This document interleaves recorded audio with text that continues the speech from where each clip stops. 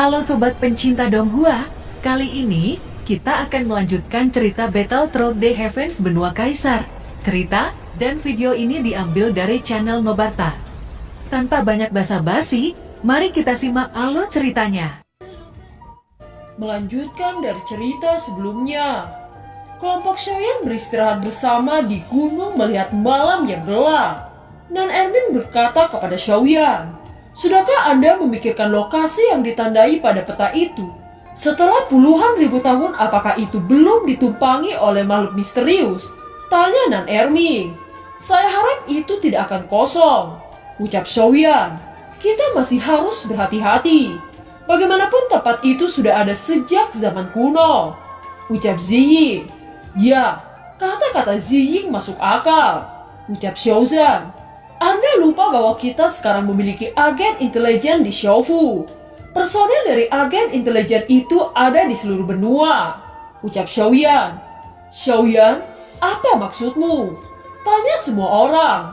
"Ya, memobilisasi badan intelijen dan meminta Jing Wuchen untuk memerintahkan personil terdekat. Mereka sudah menyelidiki apakah reruntuhan kuno telah ditemukan di sana," ucap Xiaoyan. "Anda bahkan sudah mengatur situasi di sana terlebih dahulu. Anda memang yang terbaik. Saya akhirnya sangat memahami betapa benarnya keputusan untuk merekrut Jing Wuchen ke Xiaofu Mansion," ucap Xiaozan. Beberapa hari kemudian di kota kecil, Xiaoyan mendapatkan salinan peta yang diberikan oleh personel intelijen. Xiaoyan mengambil 3 peta dari cincin spasial lalu berkata, "Saya meminta Jing Wuchen untuk mengirim seseorang untuk memeriksa peta. Saya juga ingin tahu lokasi tepatnya gua kuno," ucap Xiaoyan. Semua orang sangat senang melihat peta-peta itu.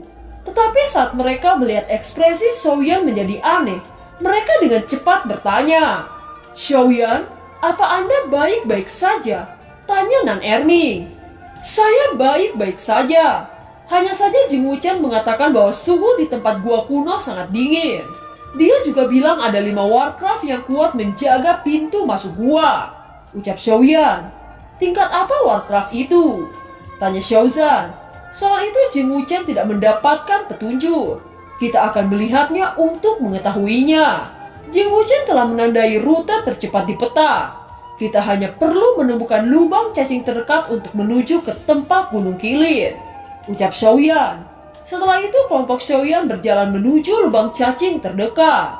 Mereka memasuki lubang cacing dan melangkah keluar di kota Suantian. Ketika semua orang keluar, angin dingin merembes ke tubuh kelompok Xiaoyan. "Apakah ini yang disebut Gunung Qilin? Suhu di tempat ini memang seperti yang dirumorkan," ucap Nan Ermin. "Masih ada jarak yang jauh untuk mencapai Gunung Qilin. Ayo bergerak," ucap Xiaoyan terbang dan diikuti oleh kelompoknya. Sekitar 2 jam kemudian kelompok Xiaoyan akhirnya tiba di Gunung Qilin. Sebuah pintu gua yang ditutupi oleh salju muncul di pandangan kelompok Xiaoyan. Kegembiraan terungkap di wajah mereka. Ketika semua orang melangkah menuju pintu gua, tiba-tiba sosok Warcraft Qilin terungkap mencegah kelompok Xiaoyan. Dia berkata, "Pergi dari sini jika kalian tidak ingin mati," ucap Warcraft Qilin. Kelompok Xiaoyan saling memandang sebelum mereka mengangguk dan melancarkan serangan gabungan. Itu membawa momentum yang sangat kuat dan mengguncang udara di sekitar. Tujuan dari serangan ini untuk mengusir Warcraft Qilin dan kelompok Xiaoyan dapat bergegas masuk ke gua kuno. Namun ide ini hancur ketika Qilin membuat perisai salju tebal di depannya. Pada saat yang sama kaki raksasa Qilin yang seperti baja menghantam tanah. Semua salju di atas tanah terguncang lalu terbungkus oleh kekuatan misterius. Dengan cepat salju-salju itu mengembun menjadi puluhan bila es melesat ke arah kelompok Xiaoyan. Melihat serangan Qilin, Xiaoyan membentuk perisai api untuk menahan bila es yang datang. Bila es menabrak perisai api, retakan kecil terlihat di antara bila-bila es. Dengan cepat bila-bila es menjadi fragmen yang berterbangan di udara. Selanjutnya Xiaoyan mengayunkan penguasa Suan Api menghancurkan dinding salju yang diciptakan oleh Qilin. Setelah kehilangan penghalang, Qilin mengalami serangan gabungan dari kelompok Xiaoyan. Xiaoyan dengan cepat menggunakan 10.000 langkah dan melesat dengan kecepatan yang mencengangkan. Saat berikutnya Xiaoyan berada di sisi Qilin menendang menggunakan keterampilan 10.000 langkah. Kalian semua cepat masuk ke dalam pintu gua, teriak Xiaoyan.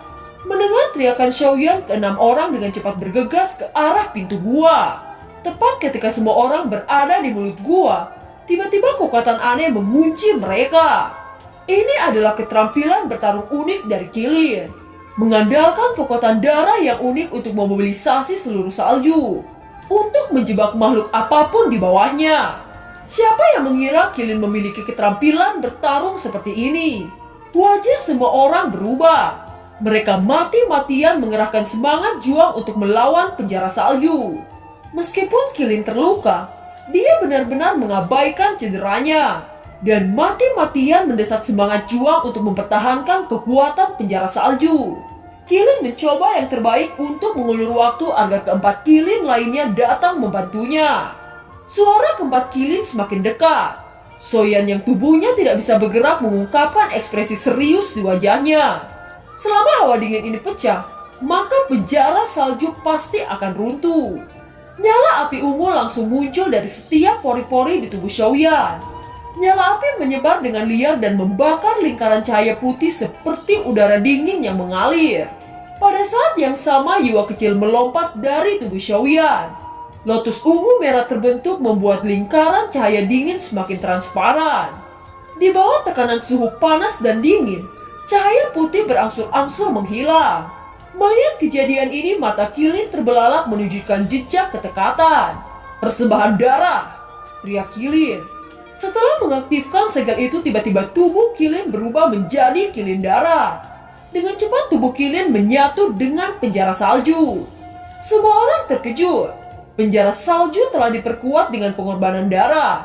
Pada saat yang sama, keempat Qilin sudah sampai. Keempat Qilin langsung membentuk cincin di sekitar penjara salju. Penjara salju memancarkan tekanan yang sangat kuat. Bahkan keenam orang merasakan tubuh mereka mati rasa.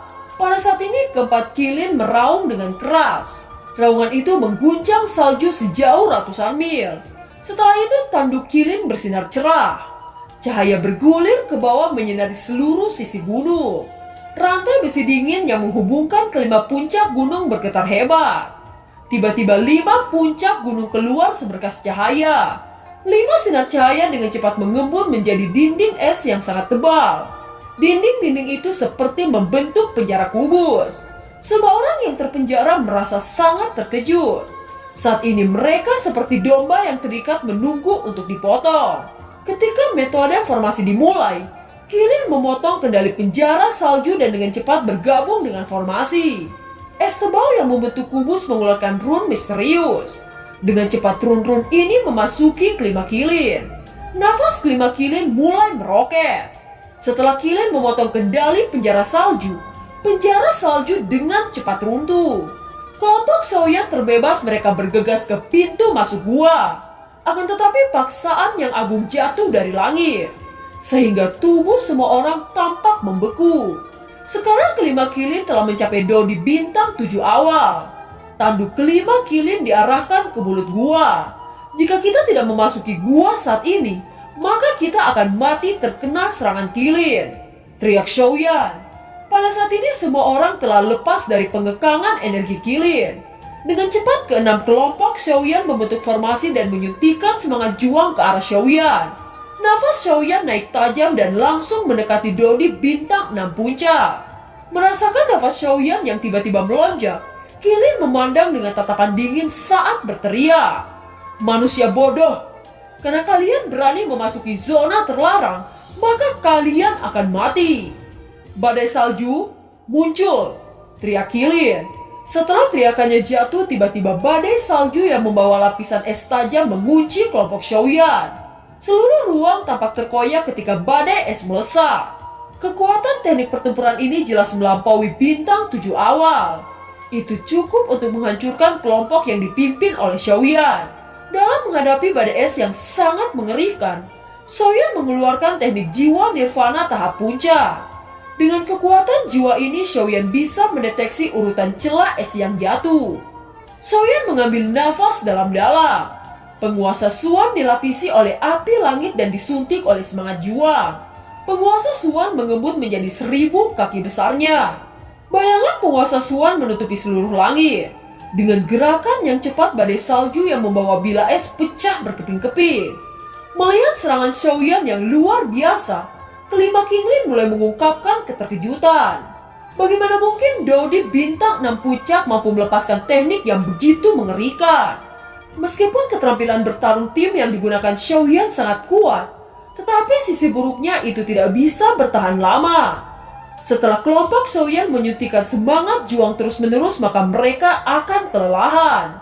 Kemampuan bertarung Qilin salju tidak sederhana. Seolah-olah ruang selubung es ini adalah dunianya. Xiaoyan menjalankan seluruh tubuhnya untuk meningkatkan kecepatannya hingga batas dan berjalan di antara celah-celah bilah es. Namun tepat setelah menghindari serangan beberapa bilah es, Xiaoyan menemukan bahwa ujung pisau yang tebal telah muncul di salju di sekitarnya. Dan setidaknya ratusan bilah es dengan cepat terbentuk. Wajah Xiaoyan sedikit dingin. Teknik bertarung tim Skyfire Lian Cheng bisa mengumpulkan semangat bertarung semua orang menjadi satu. Tetapi kekuatan semua orang juga melemah. Setelah diserang oleh bilah es, konsekuensinya akan menjadi bencana. Selain itu, begitu bilah es ini terbentuk dan ditembakkan, mereka sangat cepat sehingga sulit untuk menggambarkannya dengan kata-kata. Dan sulit bagi Xiaoyan untuk mencegat mereka semua. Longyan, bertukar posisi, teriak Xiaoyan. Xiaoyan dengan cepat bergegas ke kelompoknya. Hampir pada saat bersamaan ketika Xiaoyan dan Longyan ditransformasikan, ratusan bilah es telah dipancarkan ke semua orang. Bilah yang tajam melintas dengan cahaya dingin membuat kepala seseorang mati rasa. Longyan berubah menjadi sosok naga dengan baju besi terpasang dan melindungi kelompoknya. Setelah bertukar posisi, Longyan mendekati tahap awal dari Dodi bintang 7. Naga guntur emas misterius. Ucap terkejut 5 Qilin salju. Mereka sedikit menyusul. Naga petir emas misterius adalah binatang aneh dari surga dan bumi yang lahir dari pengumpulan guntur dan kilat. Dan mereka dapat mengenalinya meski naga guntur misterius sangat langka. Kerja bagus, Longyan. Sekarang saya akan mengambil alih. Ucap Xiaoyan sekali lagi menjadi pemimpin dari keterampilan tim. Xiaoyan berdiri di depan dan Longyan kembali ke barisan belakang untuk menyalurkan semangat juang dari keterampilan tim. Xiaoyan yang telah mencapai puncak 6 bintang melemparkan tubuhnya secara ekstrim. Dengan penambahan sayap tulang, hanya gambar tubuhnya yang tersisa dan dia telah mendekati 5 Snow Qilin. Jiwa kecil, apakah kamu hanya akan menonton pertunjukan? Ucap Xiaoyan kepada Jiwa kecil. Tidak lama kemudian sosok Jiwa kecil muncul di pundak Xiaoyan dengan wajah cemberut. Dihadapkan dengan 5 Snow Qilin yang sangat besar, wajah Xiaoyan masih tenang seperti biasa. Matanya tertuju pada bilah es raksasa dan fokus pada yang paling kuat. Dibandingkan dengan bilah es besar ini, semua bilah es sebelumnya yang dihadang oleh Longyan bisa dikatakan kecil. Bilah es raksasa itu terbentang di udara, memancarkan paksaan yang kuat. Kalian para manusia kecil terlalu meremehkan kami. Ucap Snow Qilin itu dengan ekspresi gila. Snow Qilin, apa yang kamu lakukan? Pembentukan yang merusak diri sendiri. Ucap Nan Erming. Merasakan paksaan yang meningkat dari bilah es raksasa, semua orang menjadi lebih khawatir dan mata mereka penuh dengan ketakutan. Xiaoyan, kami tidak bisa mendukung lebih lama lagi. Kenapa kamu masih tidak melakukan apa-apa? Teriak Xiaozan dengan sedikit bingung. Pada titik ini dinding es pecah dan napas 5 Snow Qilin menjadi lamban. Seolah-olah mereka mendekati akhir kehidupan. Mereka tahu bahwa pertempuran ini akan menjadi pertempuran akhir.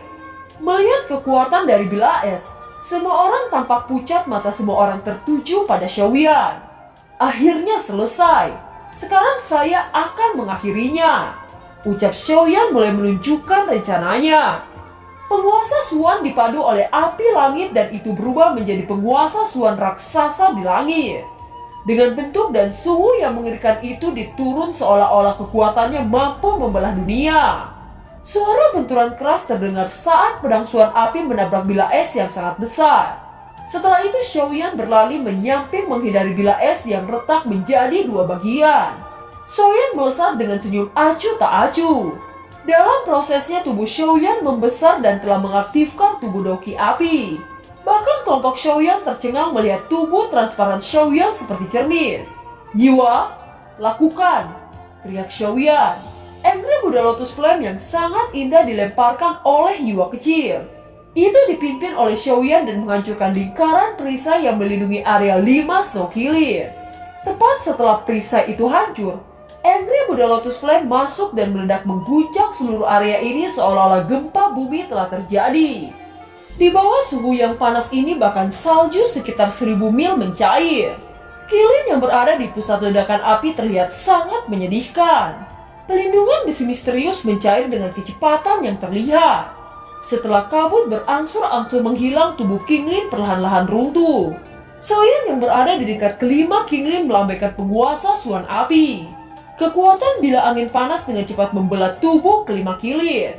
Setelah berhasil membunuh kelima Kilin, kelompok Xiaoyan pulih dari keterkejutannya. Mereka bergegas mengepung mayat Kilin dan mengambil inti sihir. Senyum muncul di wajah kelompok Xiaoyan. Pembohong kecil, apakah kamu baik-baik saja? Tanya King Mu'er. Saya baik-baik saja, ucap Xiaoyan mengepalkan tangannya dan menelan pil pemulihan. Hahaha, Xiaoyan, kamu membuat kami hampir tidak dapat bernafas, ucap Xiaozan menyeka keringat dingin. Menghadapi Warcraft memang sangat sulit, ucap Ziling menghela nafas lega. Dan film pun berakhir. Terima kasih telah menyimak dari awal sampai akhir ya. Sampai jumpa.